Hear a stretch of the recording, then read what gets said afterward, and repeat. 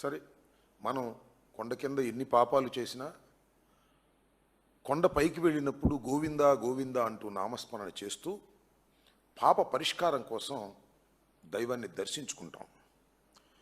కానీ ఈయన తిరుపతి చైర్మన్ అయినా కొండ మీదకు వెళ్ళిన గోవింద నామస్మరణ మరిచిపోయి దూషణ భూషణలు బూతులు మాట్లాడేటటువంటి సమావేశాలు, మీడియా సమావేశాలు చూస్తున్నప్పుడు హిందువులుగా ప్రతి ఒక్కరూ బాధపడవలసిందేనని నేను ఈ సందర్భంగా చెప్పదలుచుకున్నాను. ఆయన ఎలా ఈ టీటీడీ బోర్డు చైర్మన్ అయ్యాడు? ఏమన్నా అంతకుముందు దైవ సేవ చేసి అయ్యాడా? లేకపోతే సమాజానికి సేవ చేసి ఏమన్నా అయ్యాడా?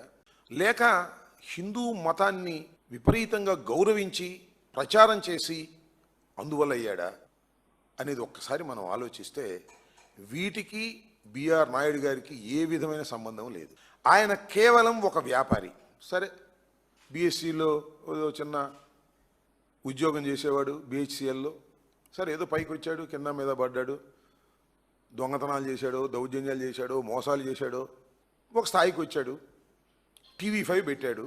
టీవీ5లో రోజు వైఎస్ఆర్ కాంగ్రెస్ పార్టీని తిట్టేటటువంటి కార్యక్రమం, డిబేట్కి పిలిచి అందరి చేత జగన్మోహన్ రెడ్డి గారిని, వైఎస్ఆర్ కాంగ్రెస్ పార్టీని దూషించే కార్యక్రమం, చంద్రబాబు నాయుడు గారిని పొగిడే కార్యక్రమం.